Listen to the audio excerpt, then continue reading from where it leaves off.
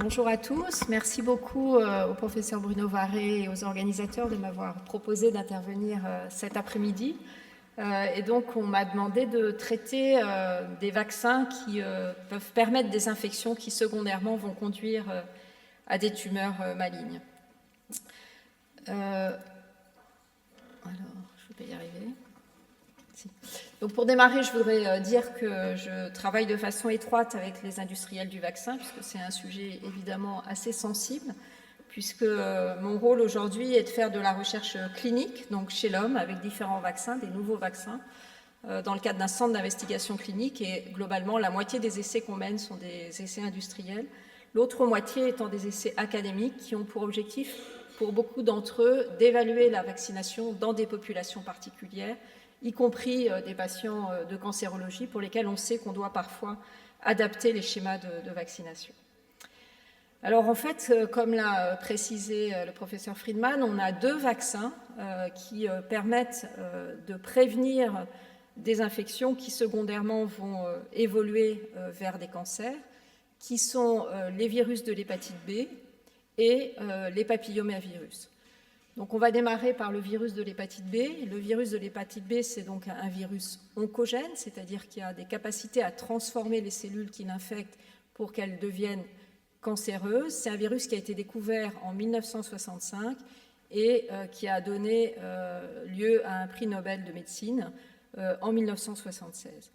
Il faut savoir que ce virus est la première cause de carcinome hépatocellulaire, donc de cancer du foie, et il est à l'origine, ce cancer, de 820 000 décès en 2019, soit par cirrhose, soit par carcinome hépatocellulaire, puisque les infections chroniques par l'hépatite B évoluent vers la cirrhose et vers l'hépatocarcinome. Et en France, on estime qu'environ 1300 décès par an sont secondaires à des cancers du foie induits par l'hépatite B.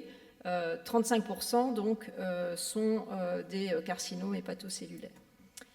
Alors c'est des virus, des infections chroniques qui sont réparties de façon inégale au niveau mondial et on estime, l'OMS estimait en 2019 qu'il y avait presque 300 millions de porteurs chroniques de ce virus dans le monde, avec, vous le voyez ici, une très grosse, un nombre très important de ces porteurs de chroniques, en particulier en Afrique subsaharienne, avec 81 millions de porteurs chroniques de cette infection en Afrique subsaharienne, mais également dans le Pacifique occidental.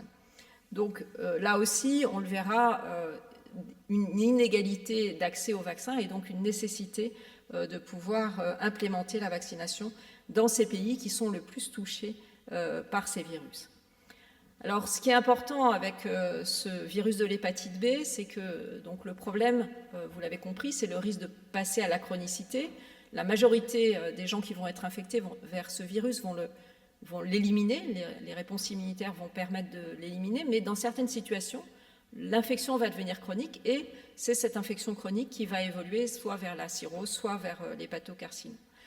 Alors, il y a plusieurs situations qui sont identifiées comme augmentant ce risque de passer à la chronicité. C'est en particulier l'âge.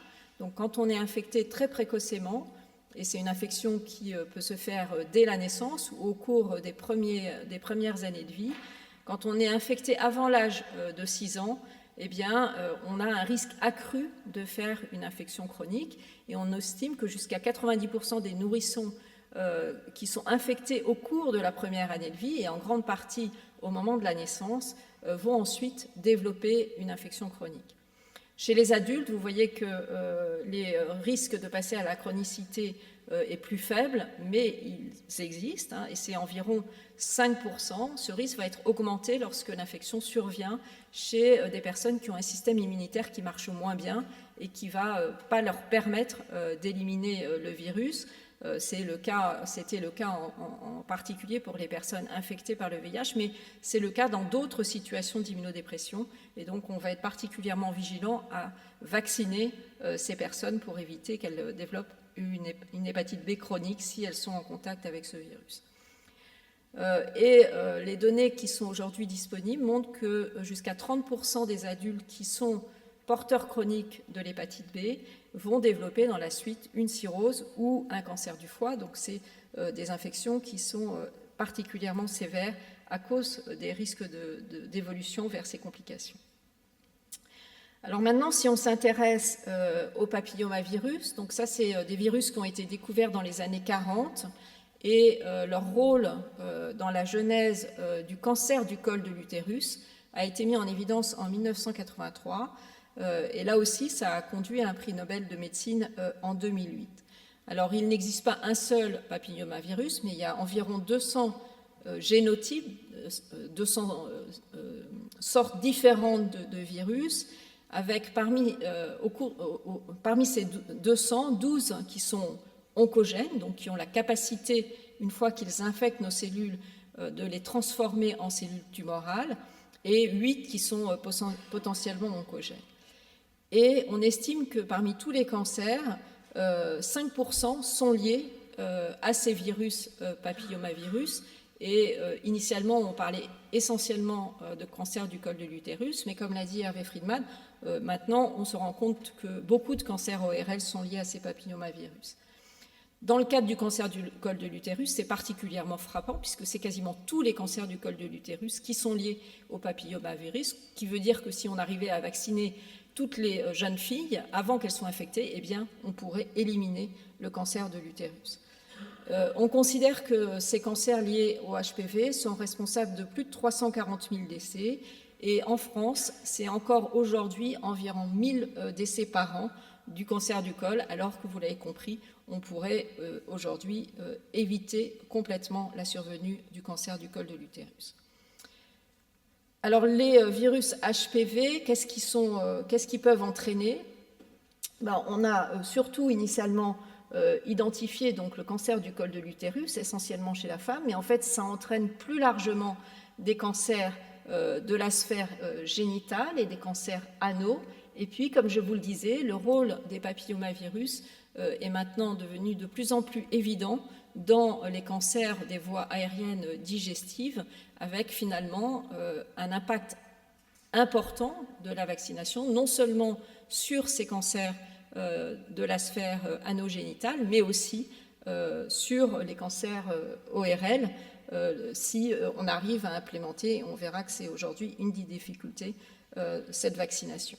Alors sur ce schéma ici sont représentés les différents cancers qui peuvent être entraînés par les papillomavirus. Alors en fonction des cancers du col, ici je vous l'ai déjà dit, mais c'est tous les cancers du col qui sont liés à HPV. Ça va être des proportions différentes selon les cancers, 80% ici sur le cancer anal, et ici ça dépend des séries, on n'a pas encore des données très consolidées, mais ça peut être jusqu'à 80% des cancers ORL qui sont liés à ces infections HPV, avec parfois d'autres facteurs associés, comme l'alcool qui est bien connu, ou le tabac, mais l'HPV est un facteur très important dans la survenue de ces cancers. Alors, ça, c'est une diapositive qui essaye de montrer ce qu'on appelle le fardeau, c'est-à-dire finalement l'importance de ces cancers associés au HPV. Donc, les plus importants pour maintenant, c'est le cancer du col. On espère qu'avec la vaccination, la part de ces cancers du col va diminuer. Et puis, vous voyez que les cancers induits par HPV sont ensuite moins fréquents, mais c'est un nombre assez important de cancers qui, avec la vaccination HPV, devraient être finalement prévenus, encore une fois, si on arrive à implémenter de façon suffisante cette vaccination. Alors cette diapositive avait pour objectif de montrer finalement le nombre de nouveaux cas de cancer qui sont attribuables à HPV en France en 2015, selon qu'on regarde chez la femme ou chez l'homme. Donc chez la femme en rouge, on voit ici très largement en premier le cancer du col de l'utérus. Vous avez ici le cancer de l'anus, qui est un cancer extrêmement difficile à traiter et qui est au moins pour la moitié des cas lié à des infections à HPV, et puis la part donc, de HPV dans les cancers ORL qui aujourd'hui augmente en partie en raison de modifications dans les pratiques sexuelles qui peut expliquer en partie ces modifications et la part d'HPV dans ces cancers. Alors maintenant, on va parler de vaccins. Donc, on a des vaccins et qui sont des vaccins extrêmement efficaces pour chacun de ces virus. Ce sont des vaccins qui reposent sur une technologie qu'on appelle la technologie de la protéine recombinant, c'est-à-dire qu'on fait fabriquer la protéine qui nous intéresse, qui est la protéine d'enveloppe de ces virus. Pour le virus de l'hépatite B, c'est l'antigène HBS. Pour le papillomavirus, c'est la protéine L1, c'est-à-dire que c'est des protéines d'enveloppe du virus qui sont capables d'induire une réponse en anticorps vis-à-vis de ces protéines.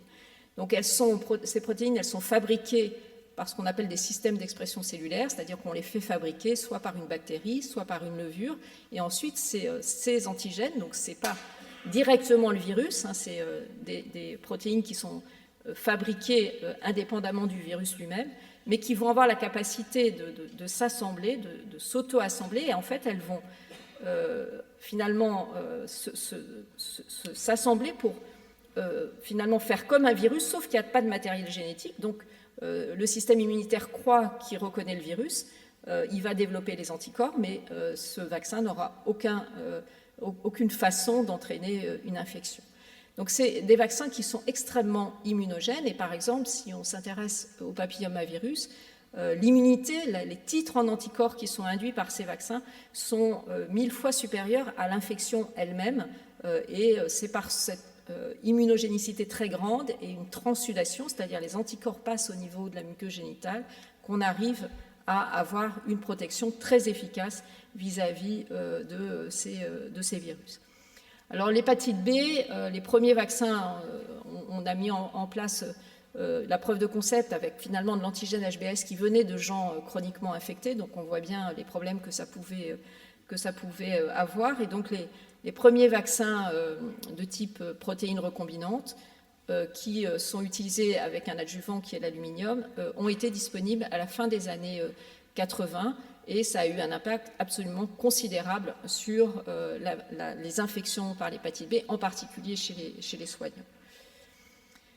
L'efficacité, je vous l'ai dit, elle est extrêmement élevée, hein, ça protège presque jusqu'à 100%, c'est-à-dire que les gens exposés au virus de l'hépatite B, s'ils ont été correctement vaccinés, ils sont protégés, et les recommandations sont de pouvoir vacciner dès la naissance pour finalement protéger le plus largement possible, et vous l'avez vu dans les pays où le virus circule beaucoup, l'infection se fait très précocement dès la naissance dans les pays avec une forte prévalence. Donc l'impact sur l'infection a été très grand. Je vous ai mis ici, hein, si on regarde un marqueur qui est la proportion des enfants de moins de 5 ans chroniquement infectés par l'hépatite B, eh bien c'était mondialement 5% avant l'ère du vaccin, et on est beaucoup moins de 1% aujourd'hui, dépendant essentiellement de la couverture vaccinale. Donc l'objectif de pouvoir mettre en place cette vaccination au niveau mondial, il est atteint quasiment dans toutes les régions du monde, à l'exception de l'Afrique subsaharienne où il y a encore des difficultés de mise en place de cette vaccination. Alors je vous ai parlé de l'effet sur l'infection, mais on a maintenant, et depuis déjà longtemps, des données sur le cancer, avec en particulier ce travail qui avait été publié en 2013, à Taïwan, qui était un pays qui était extrêmement touché par l'infection chronique par l'hépatite B, avec des virus qui étaient particulièrement oncogènes et des charges virales très élevées. Donc ils ont mis en évidence, avec une surveillance épidémiologique très bien faite, l'impact de la vaccination, à la fois sur le schéma à gauche de la survenue des maladies chroniques du foie, ici sur la survenue du carcinome hépatocellulaire et sur la mortalité du carcinome hépatocellulaire. Vous voyez ici en fonction des années de naissance et donc les enfants ici vaccinés, donc les années de naissance plus jeunes, avec une diminution et un impact sur la mortalité. Donc, premier exemple de vaccin qui permet vraiment de limiter la survenue d'un cancer avec des vaccins qui sont aujourd'hui utilisés très largement dans le monde. Et on pose souvent la question de pourquoi est-ce qu'on vaccine les nourrissons alors que finalement le risque d'infection par l'hépatite B, en tous les cas dans nos pays où le virus circule moins, pourquoi c'est important? C'est important de pouvoir augmenter de façon très importante la couverture vaccinale. On verra que la France était pas très en avance dans cette vaccination. Alors en France, la vaccination, c'est avant tout de vacciner les personnes à risque élevé d'exposition. Ça, c'est pour les gens qui n'ont pas été vaccinés. Mais c'est surtout de pouvoir vacciner les nourrissons pour, à terme, pouvoir éliminer la circulation du virus avec un objectif de vaccination de 95% avant l'âge de 2 ans. Alors, une des raisons qui a poussé la France à rendre obligatoire les 11 vaccins du nourrisson, c'était en partie la couverture vaccinale contre l'hépatite B, puisque vous avez ici les taux de couverture vaccinale en France, qui certes avaient commencé à monter de façon assez importante, mais malgré tout, on n'était pas parmi les pays les mieux vaccinés, avec une couverture vaccinale qui était encore en dessous de 90%, alors que beaucoup de pays européens avaient déjà des couvertures vaccinales très élevées. Alors on va parler maintenant du vaccin contre les infections à papillomavirus. Donc ce vaccin, il est disponible depuis 2006. Le premier vaccin qui a été disponible, c'était un vaccin quadrivalent, c'est-à-dire qui protégeait contre 4 génotypes du papillomavirus, ceux qui sont les plus fréquemment associés au cancer du col de l'utérus. Et puis en 2014 a été mis sur le marché un vaccin 9 valences qui permet d'augmenter encore la couverture vaccinale et la protection vis-à-vis des génotypes en cause dans le cancer du col de l'utérus. Donc ce vaccin a été reconnu comme étant autorisé dans la prévention des cancers du col de ORL, avec des études qui ont démontré ça. Et en France, on a maintenant, depuis 2021, une recommandation de vacciner non seulement les filles, mais aussi les garçons, avec un objectif qui est à la fois un objectif individuel de protection des garçons vis-à-vis des cancers ORL en particulier, mais aussi un bénéfice collectif de limiter au maximum la circulation du virus dans les deux sexes, avec une protection à la fois des filles et des garçons.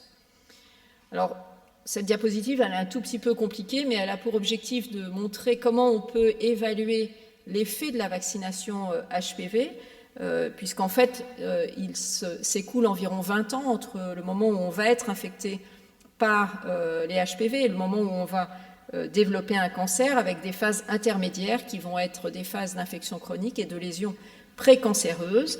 Donc, quand les vaccins ont été développés, les critères d'évaluation ne pouvaient pas être le cancer, puisque ça aurait demandé 20 ans entre le moment où on avait inclus les participants dans les essais et où ils auraient potentiellement développé des cancers. Donc, il avait été entendu à l'avance que si les vaccins démontraient leur efficacité sur la prévention des lésions précancéreuses, l'infection bien sûr et les lésions précancéreuses, ils pourraient être ensuite utilisés dans des campagnes de vaccination. Donc il y a eu de très nombreux essais cliniques qui ont été mis en place et ces essais ont montré que ces vaccins étaient extrêmement efficaces, puisque si on regarde l'effet sur les dysplasies de grade 2, qui sont déjà des dysplasies relativement sévères, eh bien on a une diminution très importante de 164 pour 10 000 à 2 pour 10 000, donc vous voyez des vaccins extrêmement efficaces.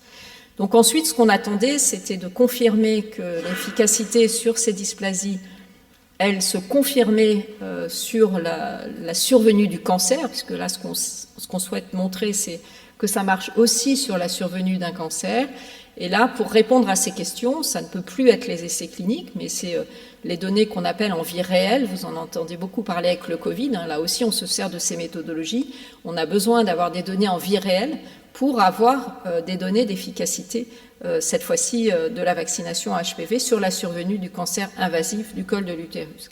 Donc la première publication qui a démontré l'efficacité du vaccin HPV sur le cancer du col, c'est une publication des Suédois qui a utilisé des données de registre qui leur permettaient d'avoir l'incidence des cancers du col de l'utérus, donc la fréquence des cancers, dans des populations de jeunes filles, de femmes qui avaient été vaccinées quand elles étaient jeunes filles, ou de femmes qui n'avaient pas été vaccinées, et ça leur permet de cette façon-là de mesurer, de calculer en fait l'efficacité du vaccin, avec, vous voyez ici, des efficacités extrêmement élevées, puisqu'on a une efficacité de presque 90% sur la survenue du cancer. Donc, quand la vaccination a été effectuée précocement, puisque le vaccin va être d'autant plus efficace qu'on va vacciner avant l'âge du début de la vie sexuelle, au moment où se font ces infections,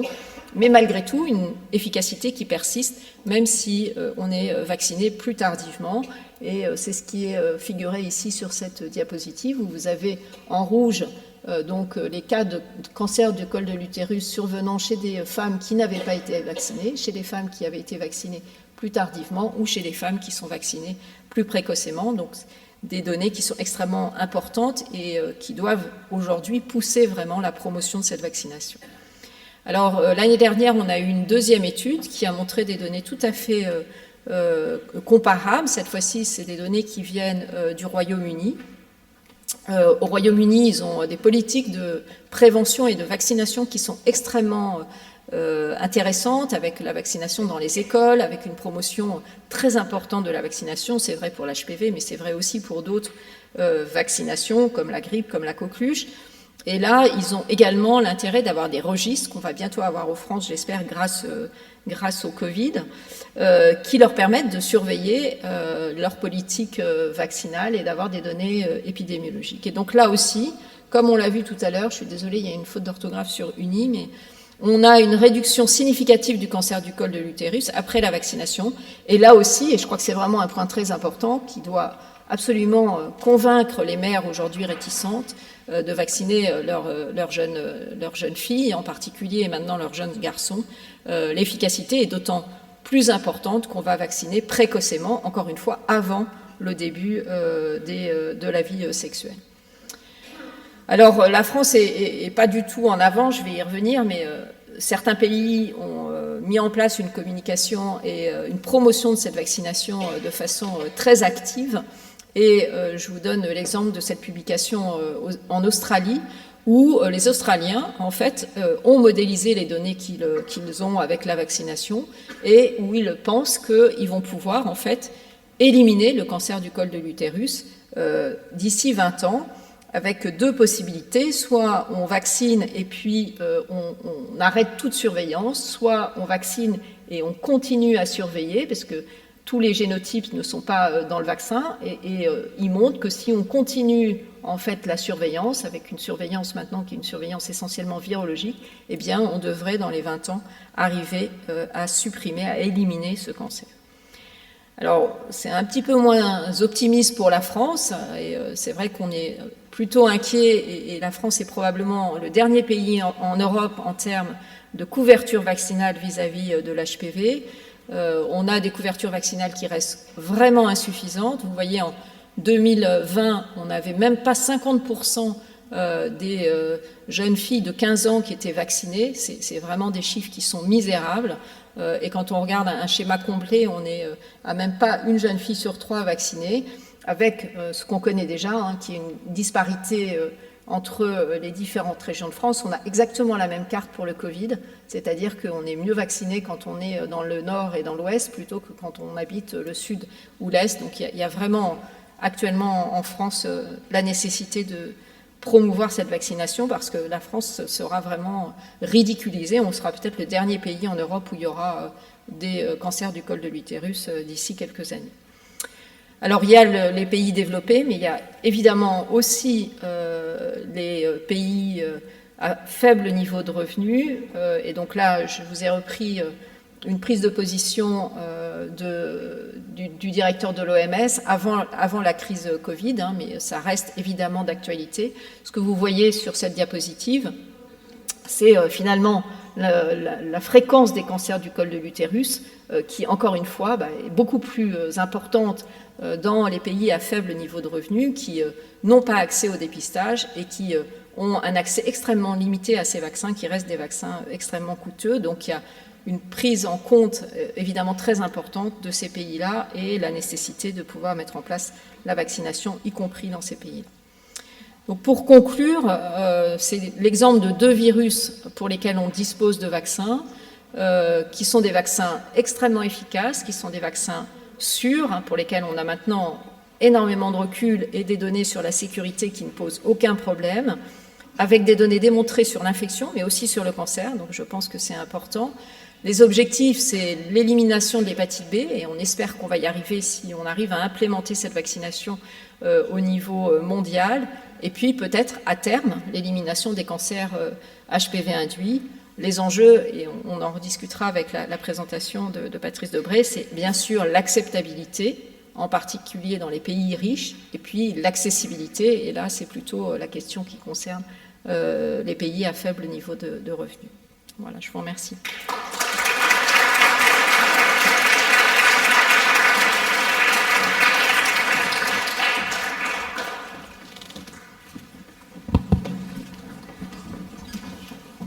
Merci beaucoup pour cette overview, c'était parfait. Des questions, des réactions? Oui. Allô? Oui.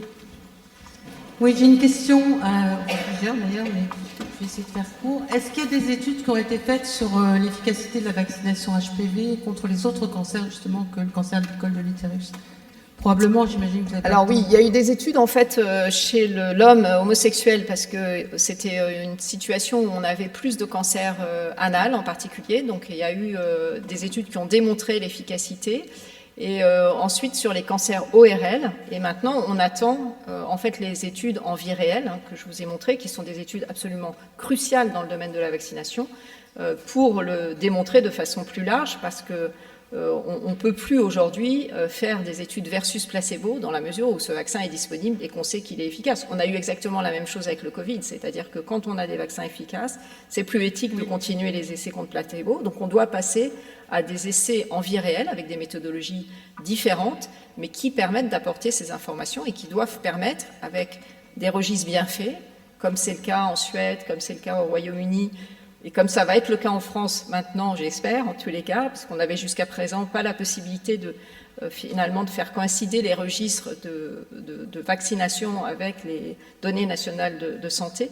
Mais avec le Covid, les choses se sont mises en place, donc j'espère qu'on pourra aussi avoir ces données en France qui sont évidemment très importantes. D'accord. Une deuxième petite question, est-ce qu'il y a aussi des études qui ont été faites chez des jeunes patientes qui avaient eu une infection à papillomavirus et qui ont été vaccinées après?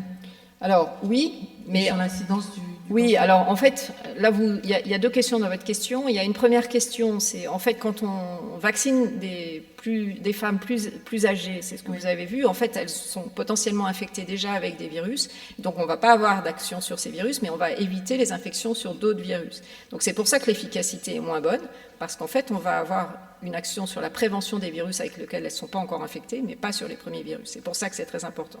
Après, il y a une deuxième question sur laquelle il y a encore de la recherche, qui est de savoir si ces vaccins pourraient avoir une action pour éviter les récidives, en particulier dans le cadre des dysplasies du col, où il y a des interventions, et donc il y a des données qui sont encore un peu contradictoires, mais il y a des équipes qui essayent de montrer que quand on vaccine après avoir fait une première intervention, on va limiter le risque de récidive. Sur un plan conceptuel, ça ne devrait pas marcher, mais il y a des observations qui sont troublantes, donc ça fait partie, ça, d'essais cliniques pour essayer de comprendre si ça pourrait avoir un intérêt de pouvoir vacciner des jeunes femmes, en fait, qui auraient déjà des dysplasies et un portage chronique du papillomavirus. Merci. À partir du moment où on sait que le vaccin contre HPV est efficace en termes de prévention des infections et donc des dysplasies et de la survenue de cancer, est-ce qu'il y a eu des études faites sur des vaccinations plus précoces dans la vie, c'est-à-dire pas juste avant, comme on dit, le début de l'activité sexuelle, de l'activité, et de le faire plutôt chez des enfants, dans la mesure où les populations sont plutôt plus suivies et vaccinées quand ils sont petits que lorsqu'ils ont dit bye-bye au pédiatre depuis longtemps. Alors aujourd'hui, les vaccins ont une autorisation de mise sur le marché dès l'âge de 9 ans. Donc en fait, on peut les utiliser dès l'âge de 9 ans.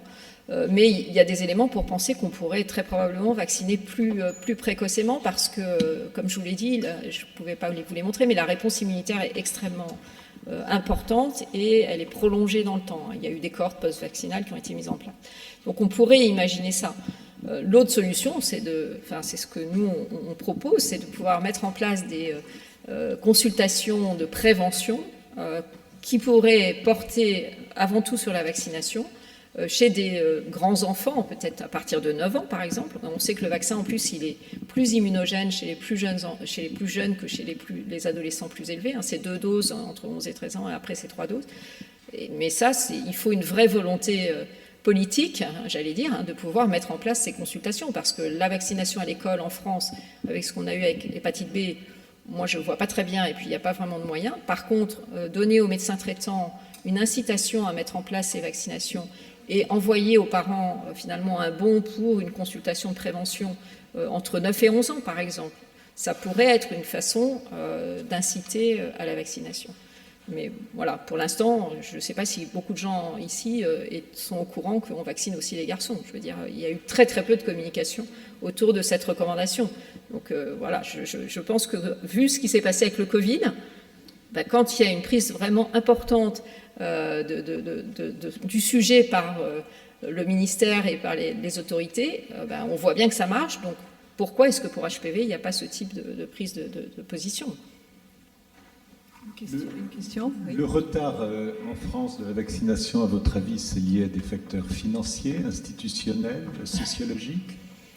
La France, et en tous les cas avant le Covid, la France était en termes d'hésitation vaccinale, et j'avais pas le temps de vous présenter ça, mais le pays où il y avait la plus grande proportion de la population hésitante, c'est-à-dire se posant des questions vis-à-vis de l'intérêt de la vaccination. Donc on est déjà dans un contexte un petit peu difficile, c'est ce qui a finalement poussé à rendre obligatoire les 11 vaccinations des nourrissons.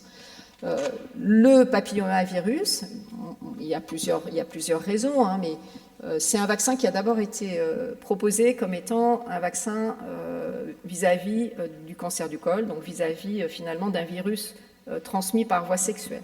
Donc il y a eu toute cette discussion autour de « mais moi, vacciner ma fille à 11 ans, de toute façon, elle n'a pas de relation sexuelle, c'est beaucoup trop tôt ». Bon. Et finalement, ça n'a jamais bien marché à cause de ça. La troisième chose, c'est qu'à mon sens, il n'y a jamais eu vraiment de promotion de cette vaccination. Est-ce que c'est parce qu'il coûte cher ? Oui, le vaccin coûte cher, il coûte 110 € la dose, il faut 2 ou 3 doses, donc c'est un vrai budget. Mais les analyses coûts-bénéfices montrent quand même que le coût de la prise en charge d'un cancer et des lésions même précancéreuses, il est très important. Donc moi, je pense qu'il y a vraiment un problème politique dans cette vaccination et on a vraiment besoin d'avoir une prise de position forte des autorités pour que cette vaccination soit... Parce que la France va être vraiment... Enfin, on va avoir honte quand les vaccins, ce cancer va avoir disparu partout. Vous avez vu en Suède, au Royaume-Uni, et nous, on va avoir encore des cancers du col de l'utérus. Ça, c'est vraiment ridicule, quoi. Merci. Une question sur le Facebook Live ? Non, ou de ta part. C'est pas sur Facebook, mais... Non, juste sur HPV et cancer du col, ce qu'on observe dans les services hospitaliers, finalement, c'est que l'âge de survenue des cancers du col s'est extrêmement rajeuni par rapport à ce qu'il était il y a 30 ou 40 ans, du fait du dépistage. Le dépistage a fonctionné, précoce, les frottis. Maintenant, ce sont des femmes jeunes qui ont des cancers du col et 100% de HPV. Donc, c'est encore un argument supplémentaire, je dirais, pour forcer sur les choses. Vous évoquez les pays subsahariens où ça devient un vrai problème, où les cancers du col HPV restent encore les cancers les plus fréquents, dans des pays comme la Tanzanie, le Kenya, etc. Et d'ailleurs également, il y a les syndromes de Kaposi qui sont liés à HIV, qui sont encore présents et assez fréquents ce qui est un autre aspect. Mais ce caractère de survenue à un âge beaucoup plus jeune que ce qu'on observait avant reste encore un élément aussi qui devrait pouvoir être sensibilisé finalement pour ça. Non, moi je suis entièrement d'accord. C'est aussi lié aux modifications des modes de vie et des rapports sexuels qui sont plus précoces maintenant, c'est clair. Et je pense que le fait qu'il y ait aussi un rôle important d'HPV dans les cancers ORL, ça doit aussi être mis en avant et pour la vaccination des garçons. Mais moi je suis vraiment étonnée de voir qu'on a une recommandation de vacciner les garçons, on a un remboursement, mais on n'a rien vu sur la vaccination, il n'y a aucune communication. Et cette vaccination, elle est importante à titre individuel et à titre collectif. Donc pourquoi est-ce qu'il n'y a rien ? Pourquoi est-ce qu'on n'en parle pas ? C'est quand même des vaccins qui marchent extrêmement bien. C'est vraiment, pour moi, je ne comprends pas. Voilà, deux dernières questions courtes, et de réponses courtes.